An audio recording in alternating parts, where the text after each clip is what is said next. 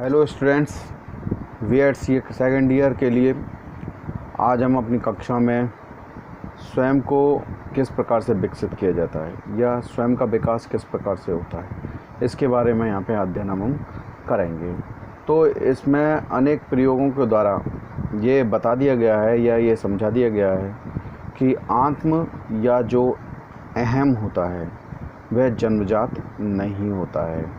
बच्चा जो होता है, बालक जो होता है, वो एक जैविक पदार्थ के रूप में बिना किसी आत्म के पैदा होते हैं, जन्म लेते हैं। आत्म बुद्धि का एक प्रतिफल होता है, एक प्रोडक्ट होता है तथा ये जैविकीय और सामाजिक जो अंतःक्रिया होती है, जैविकीय और सामाजिक जो अंतःक्रिया होती है उसका ये परिणाम होता है। इस तरह से हम देखते हैं कि आत्म जो होता है वो आत्म का जो विकास होता है वह सामाजिक वातावरण से बाहर पदार्थ की मात्र परिपक्वता द्वारा नहीं होता है। वातावरण से बाहर जो भी चीज़ है उनकी परिपक्वता से आत्म का विकास नहीं होता है। पियाजे एक मनोवैज्ञानिक हुए, उन्होंने कहा कि अपने जीवन का जो प्रारंभिक काल होता है, प्रारंभिक जो समय होता है, उसमें जो बालक होता है वो अविभेदीकृत स्थिति में रहता है।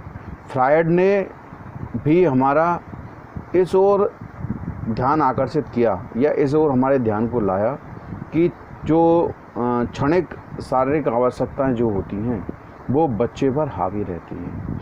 जब बच्चा भूख या दर्द महसूस करता है तो वह रोना या चिल्लाना प्रारंभ कर देता है। वह चिल्लाना या रोना तभी बंद करता है जब उसकी आवश्यकताओं की संतुष्टि उसके अनुसार पूरी कर दी जाती है। बच्चे की वृद्धि, जिसे ग्रोथ कहते हैं, से भी वह यह महसूस करता है कि जो उसकी इच्छाएं हैं, जो उसकी तमन्ना है, तभी पूरी होंगी जबकि वह समाज की आवश्यकताओं को पूरा करेगा। समाज में रहने पर जो उसकी आवश्यकता होती है, समाज जिन आवश्यकताओं की उससे अपेक्षा करता है, जब वो उन आवश्यकताओं की पूर्ति कर देगा तभी उसकी इच्छाएं भी पूरी हो जाएंगी। वृद्धि के परिणाम स्वरूप ही वह अपने शरीर और शरीर के जो अन्य अंगों में और अन्य पदार्थों में अंतर करने योग्य हो जाता है। वह अपने हाथों को, पैरों को, आसपास के पदार्थों से ये विभेदीकरण कर सकता है कि कौन सा उसके शरीर का अंग नहीं है। बच्चा यह भी अंतर करने के योग्य हो जाता है कि कौन उसका अधिक ध्यान रखता है और कौन उसका अधिक ध्यान नहीं रखता है। इसमें वह अपनी माँ या दादी का चयन करता है क्योंकि वे ही उसकी संतुष्टि या असंतुष्टि के लिए जिम्मेवार होती हैं या उत्तरदायी होती हैं। बालक अपनी माँ को पहचानने से पहले ही अपनी जो माँ को देख करके अपनी बाहों को फैला देता है। व्यवहार के आधार पर वह परिवार में उन लोगों में अंतर करता है जो कि उसे अधिक चाहते हैं या उसकी जो सदस्य उसकी अवहेलना करते हैं। इस प्रकार की स्वीकृति और अस्वीकृति या अवहेलना की आत्म के विकास में बहुत ही महत्वपूर्ण भूमिका होती है। वह बच्चा जिसे अस्वीकृति का अनुभव होता है या हो रहा है, वह संदेह, कड़वाहट, क्रोध आदि के वातावरण में विकसित होता है। जब बच्चा 2 वर्ष का होता है तो वह अपने लिंग के बारे में सीखता है। वह यह पाता है कि कुछ अभिवृत्तियाँ और कुछ क्रियाएं लड़के और लड़कियों से संबंधित होती हैं। वह अपने लिंग की पहचान करने में सक्षम हो जाता है।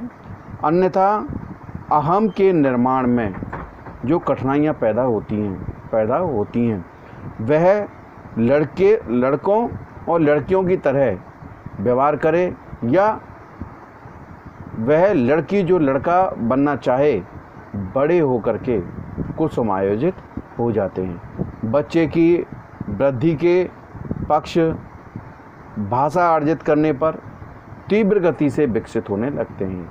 इसका कारण यह है कि बच्चा दूसरों को बोलते हुए देख करके वह स्वयं भी बोलना, दूसरे को समझना सीख जाता है। वह अपने परिवार का अनुकरण करता है। वह भाषा द्वारा चीज़ों को, घर को, खिलौने, स्कूल आदि सभी का मूल्यांकन करना स्वयं सीख जाता है। भाषा द्वारा ही वह स्वयं को वर्तमान से भूतकाल की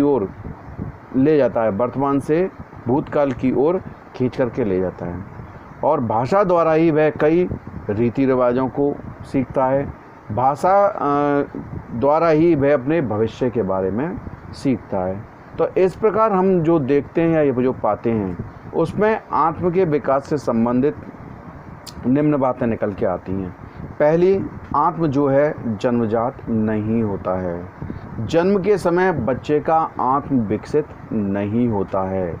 आत्म जो होता है वो वृद्धि का प्रतिफल यानी कि प्रोडक्ट ऑफ ग्रोथ है।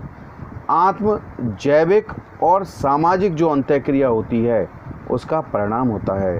पियाजे महोदय के अनुसार बच्चे जीवन के प्रारंभिक काल में वस्तुओं में अंतर करने में, विभेदीकरण करने में असमर्थ होते हैं।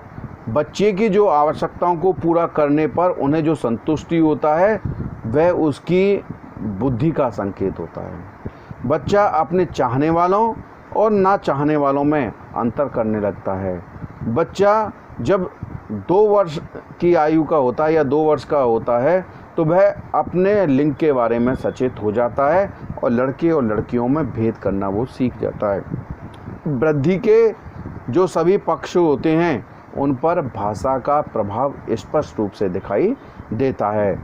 आत्म उत्पत्ति का जो आधार है वह सामाजिक अंतःक्रियाएं होती हैं, और व्यक्तित्व के विकास के लिए आत्म का विकास होना अत्यंत आवश्यक होता है। सामान्य रूप से हम व्यक्ति का विकास उसके स्वयं के जो प्रयास होते हैं उन पर निर्भर करता है।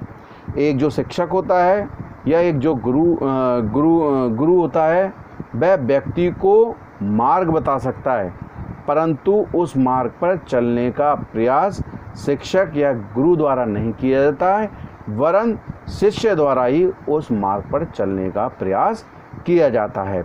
इसी तरह से अनेक प्रकार के जो तथ्य ऐसे होते हैं जिनका कि सकारात्मक प्रभाव मानव के जीवन पर पड़ता है, और व्यक्ति के विकास की प्रक्रिया स्वयं के आचरण पर निर्भर करती है, जिसको वह शिक्षा, शिक्षक एवं वातावरण से सीख पाता है। इसलिए स्वयं के विकास में अनेक महत्वपूर्ण तथ्यों का योगदान होता है, जिनका विवरण हम आगामी कक्षाओं में पढ़ेंगे। जब तक जुड़े रहिए, वीडियो को देखते रहिए, छोटे नोट्स बनाते रहिए और चैनल को सब्सक्राइब अवश्य कर दें, ताकि जब भी हम कोई नई वीडियो बनाएं वो आपको आसानी से मिल सके। जब तक के लिए जय हिंद, जय भारत, नमस्कार।